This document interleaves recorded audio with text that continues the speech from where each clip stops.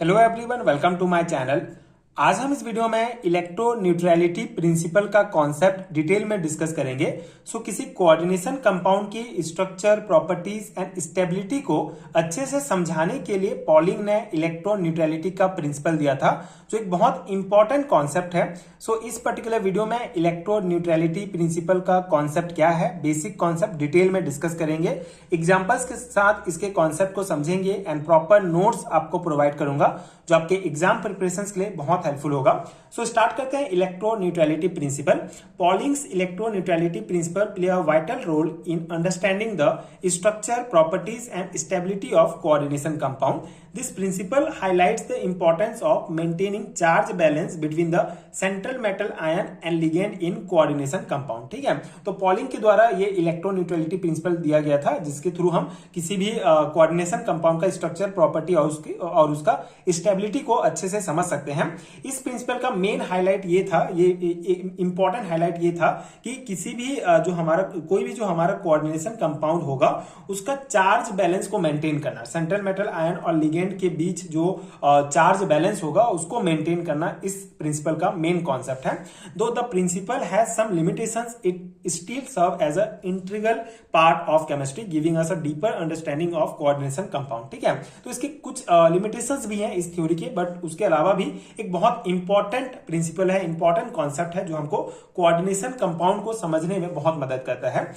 पॉलिंग्स electroneutrality principal in 1948 is based on the charge distributions of chemical combination. Its main point is that in any coordination compound, the charge must be properly distributed among the metal ion and ligand to maintain electronic balance between them. ठीक है, तो main principal ये है। तो इस principal का main concept ये है कि किसी भी कोऑर्डिनेशन कंपाउंड में टोटल चार्ज बैलेंस होना चाहिए। ठीक है, इस प्रिंसिपल का मेन कॉन्सेप्ट यही है कि किसी भी कोऑर्डिनेशन कंपाउंड में जो टोटल चार्ज होगा, मेटल आयन का और लिगेंड का दोनों मिलाकर जो ओवरऑल जो चार्ज होगा वो न्यूट्रल होना चाहिए। ठीक है, मतलब बैलेंस होना चाहिए।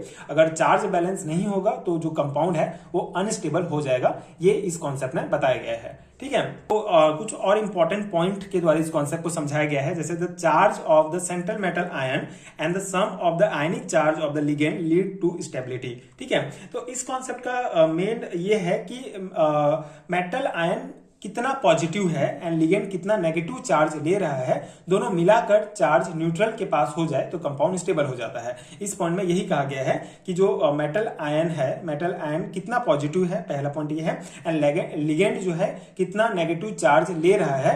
अगर दोनों मिलाकर चार्ज जो होगा, जैसे अगर ये हमारा मेटल है, ये हमारा लिगेंड है, ठीक है, तो दोनों का अगर चार्ज, ठीक है, पॉजिटिव एंड नेगेटिव का जो चार्ज होगा अगर न्यूट्रल के आसपास आ जाए तो ये माना जाता है कि कंपाउंड जो हमारा क्या है, स्टेबल है। ठीक है, इस पॉइंट में ये समझाया गया है। And to maintain balance in the electron distribution it is necessary that the total energy be close to zero. ठीक है, तो होल कंपाउंड का अगर ओवरऑल चार्ज की अगर हम बात करें तो वो जीरो के पास होना चाहिए। ठीक है, अगर टोटल चार्ज बहुत ज्यादा है, पॉजिटिव या नेगेटिव, बहुत ज्यादा पॉजिटिव हो गया है या बहुत ज्यादा नेगेटिव हो गया है, तो स्टेबिलिटी कम हो जाती है। इसलिए जो होल पूरे कंपाउंड का, जैसे मेटल एंड लिगेंड मिलकर एक कॉम्प्लेक्स बनाते हैं, ठीक है, कंपाउंड बनाते हैं, तो पूरे कंपाउंड का जो चार्ज है वो जीरो के पास होना चाहिए। ठीक है, कोई ज्यादा पॉजिटिव नहीं होना चाहिए, कोई ज्यादा नेगेटिव नहीं होना चाहिए। तो ये कॉन्सेप्ट है हमारा इलेक्ट्रोन्यूट्रलिटी प्रिंसिपल का। ठीक है, अब इसकी कुछ ऑब्जर्वेंस हैं जिसको हम डिस्कस करते हैं। Observance of electroneutrality in coordination compound. ठीक है, तो बेसिक प्रिंसिपल आई होप आपको समझ में आ गया होगा। अगर आपको पूछा जाता है व्हाट इज इलेक्ट्रोन्यूट्रलिटी प्रिंसिपल,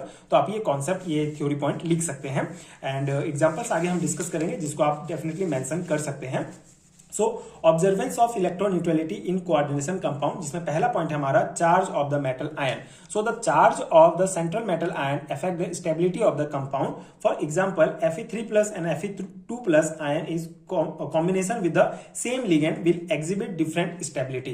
ठीक है, तो पहला पॉइंट हमारा ये है, बेसिकली ये जो है कंपाउंड का स्टेबिलिटी कौन कौन किस प्रकार से इफेक्ट होता है, उस पॉइंट को यहाँ पे डिस्कस किया गया है। तो पहला है कि जो सेंट्रल मेटल आयन होता है उसका चार्ज कंपाउंड की स्टेबिलिटी को डायरेक्टली अफेक्ट करता है। ठीक है, जो हमारा सेंट्रल मेटल आयन होता है इसमें कितना चार्ज है, ये जो कंपाउंड होगा उसके स्टेबिलिटी को डायरेक्ट जो है इफेक्ट करता है। जैसे अगर हम बात करें मेटल आयन की बात करें तो मेटल आयन में अगर चार्ज ज्यादा होगा तो ज्यादा स्ट्रांगली लिगेंड को अपनी तरफ अट्रैक्ट करेगा। ठीक है, तो इस वजह से जो डिफरेंट ऑक्सीडेशन स्टेट होते हैं वो डिफरेंट स्टेबिलिटी देते हैं। जैसे अगर हम यहाँ पे एग्जांपल दिया गया है Fe3+ एंड Fe2+ की बात करें तो दोनों का चार्ज अलग अलग है, इसमें 3+ है इसमें 2+ है, लेकिन अगर दोनों का चार्ज अलग अलग है लेकिन अगर सेम लिगेंड भी होगा तो कॉम्प्लेक्स सेम लिगेंड भी अगर मान लो इनके साथ आके जुड़ते हैं और कॉम्प्लेक्स बनाते हैं तो उनका स्टेबिलिटी जो है वो अलग अलग हो जाएगा, क्योंकि इनके में जो है डिफरेंट चार्ज हैं। तो जो चार्ज होता है वो डेफिनेटली स्टेबिलिटी को अफेक्ट करता है। इस पॉइंट में ये समझाया गया है। ठीक है, आई होप कि आपको कॉन्सेप्ट समझ में आ गया होगा। मतलब बेसिक कॉन्सेप्ट अगर आपको समझ में आ रहा है तो आप इसको थ्योरी पॉइंट को इजीली अपने एग्जाम में लिख सकते हैं। तो आपको समझना बहुत इंपॉर्टेंट है कि क्या कॉन्सेप्ट बताया जा रहा है। सेकेंड पॉइंट है हमारा चार्ज ऑफ द लिगेंड। ठीक है, तो ligands which bind to the central ion also have a certain charge. If the ligand carries a negative charge such as Cl- और OH-, it balance the charge of the metal, it balances the charge of the metal ion. ठीक है, तो इसमें क्या कहा गया है कि लिगेंड का चार्ज भी स्टेबिलिटी को अफेक्ट करता है। जैसे मतलब जैसे मेटल आयन का चार्ज अफेक्ट करता है वैसे लिगेंड का चार्ज भी जो है वो पूरे कॉम्प्लेक्स को जो है वो उसकी स्टेबिलिटी को अफेक्ट करता है। जैसे अगर मेटल पॉजिटिव है एंड लिगेंड नेगेटिव है तो दोनों मिलकर चार्ज बैलेंस करते हैं, कंपाउंड स्टेबल होगा। लेकिन अगर जैसे कोई लिगेंड ज्यादा पॉजिटिव ज्यादा नेगेटिव हो गया तो उस केस में जो है मतलब कि स्टेबिलिटी थोड़ा कम हो सकता है। ठीक है, तो मेन वही है कि लिगेंड का चार्ज भी इफेक्ट करता है स्टेबिलिटी को। थर्ड पॉइंट है हमारा electronic interaction between the ligand and the metal ion. The electron pair of the ligand form a bond with the central metal ion, thereby balancing the charge of the central ion. This balance is essential for the stability of the compound. ठीक है, तो इस point में यह है कि जब electron properly share होते हैं, जैसे मेटल एंड लिगेंड मिलकर बॉन्ड बनाते हैं इलेक्ट्रॉन शेयर करके, तो जब इलेक्ट्रॉन प्रॉपरली शेयर होते हैं तो मेटल के चार्ज न्यूट्रलाइज हो जाते हैं। ठीक है, मेटल के चार्ज क्या हो जाएंगे, मेनली न्यूट्रलाइज हो जाएंगे और कंपाउंड स्टेबल हो जाता है। ठीक है, तो ये कॉन्सेप्ट है इस पॉइंट में। एंड इसके कुछ एग्जांपल्स के द्वारा हम इसको समझते हैं कि इलेक्ट्रोन्यूट्रलिटी प्रिंसिपल का कॉन्सेप्ट क्या है, मतलब किस प्रकार से आप इसका एग्जांपल सॉल्व करेंगे। जैसे ये हमारा एक कॉम्प्लेक्स दिया गया है, to understand Pauling's electroneutrality principle we can take an example of compound like CuNH3 4 2+। In this copper Cu2+ is the central metal ion and the NH3 ammonia are the ligands. ठीक है, तो ये जैसे हम compound है इससे हम समझेंगे कि इलेक्ट्रोन्यूट्रलिटी प्रिंसिपल का कॉन्सेप्ट क्या है। ठीक है, इससे हमारा क्लियर हो जाएगा। तो जैसे अगर ये हमारा कॉम्प्लेक्स दिया गया है, ठीक है, तो इसमें हमारा Cu2+ जो है क्या है, सेंट्रल मेटल आयन है, NH3 अमोनिया जो है हमारा लिगेंड है। तो the charge of the Cu2+ is +2 and NH3 is a neutral ligand having no charge and total charge is +2 Cu2+ plus NH3 plus equal to 2। ठीक है, तो इलेक्ट्रोन्यूट्रलिटी का बेसिक प्रिंसिपल क्या कहता है कि कंपाउंड का टोटल चार्ज 0 के बराबर होना चाहिए। जैसे अगर हम यहाँ पे चार्ज निकालें टोटल, तो हमारा Cu2+ का चार्ज +2 है एंड NH3 एक न्यूट्रल लिगेंड है, तो इसके कारण इसके ऊपर कोई चार्ज नहीं है। ठीक है, तो 0 हो जाएगा।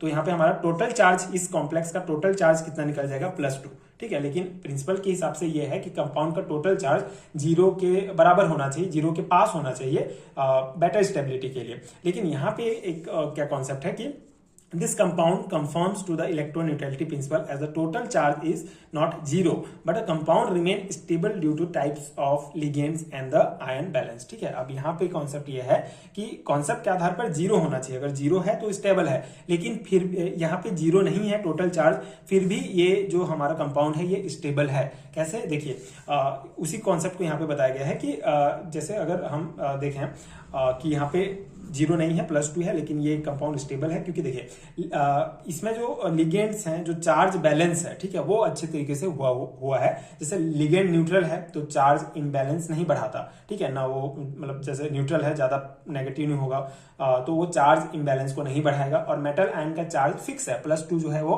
कॉपर का फिक्स है, तो ये भी एक इंपॉर्टेंट पॉइंट है जिसके कारण ये स्टेबल है। एंड मेटल एंड लिगेंड के बीच जो इलेक्ट्रॉन शेयरिंग है वो प्रॉपर हुआ है। ठीक है, जिसके कारण ये जो है हमारा कंपाउंड क्या है, कंप्लीटली स्टेबल होगा। ठीक है, अगर यहाँ पे हमारा ये NH3 जो लिगेंड है ये न्यूट्रल नहीं होता, कोई और लिगेंड होता इसके जगह, तो ये इसमें चार्ज आगे पीछे मतलब चार्ज बढ़ जाता है इसका, प्लस इसके कारण जो है हमारा चार्ज इम्बैलेंस भी हो सकता था। एंड मेटल आयन का चार्ज भी फिक्स है तो भी कोई प्रॉब्लम नहीं है, मतलब चार्ज इधर उधर नहीं होगा तो स्टेबिलिटी सेम रहेगा। एंड मेटल एंड लिगेंड के बीच जो इलेक्ट्रॉन शेयरिंग है वो भी प्रॉपर हुआ है, तो इसलिए कॉम्प्लेक्स चार्ज बैलेंस मैनर में बिहेव करता है। ठीक है, बैलेंस रहता है, यानी टोटल चार्ज जीरो नहीं है फिर भी इलेक्ट्रॉनिक बैलेंस अचीव करता है, इसलिए कंपाउंड स्टेबल रहता है। ठीक है, तो ये सिंपल सा कॉन्सेप्ट इलेक्ट्रोन्यूट्रलिटी प्रिंसिपल से हमको ये समझ में आया।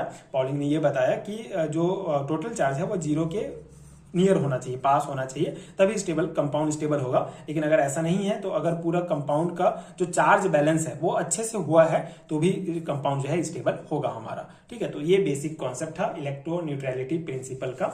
आई होप आपको समझ में आ गया होगा। कोऑर्डिनेशन केमिस्ट्री यूनिट का अगेन एक बहुत इंपॉर्टेंट टॉपिक है, एंड कोऑर्डिनेशन केमिस्ट्री चैप्टर मैंने के बहुत सारे वीडियोस मैंने प्रोवाइड किए हैं आपको, तो आप चैनल के प्लेलिस्ट में जाके चेक कर सकते हैं, आपको बीएससी थर्ड सेमेस्टर के लिए मिल जाएगा। बेसिकली ये बीएससी थर्ड सेमेस्टर के सिलेबस में दिया गया है, बट अगर आप किसी दूसरी यूनिवर्सिटीज के हैं आप अपने सिलेबस के अकॉर्डिंग पढ़ सकते हैं। आपके सिलेबस में ये चैप्टर एंड ये यूनिट दिया गया है तो डेफिनेटली आपके लिए बहुत हेल्पफुल होगा। एंड अगर आपको हैंड रिटन नोट चाहिए, पीडीएफ स्टोर का लिंक आपको नीचे डिस्क्रिप्शन बॉक्स में मिल जाएगा, वहां से आप paid handwritten notes download कर सकते हैं पीडीएफ फॉर्म में, जो आपके एग्जाम प्रिपरेशन के लिए बहुत हेल्पफुल होगा। नोट्स लेकर आप डायरेक्टली प्रिंट निकालकर अपने एग्जाम की प्रिपरेशन कर सकते हैं। एंड अगर ये वीडियो हेल्पफुल है तो आगे की वीडियोस देखने के लिए चैनल के साथ जुड़े रहिए। Thank you so much for watching.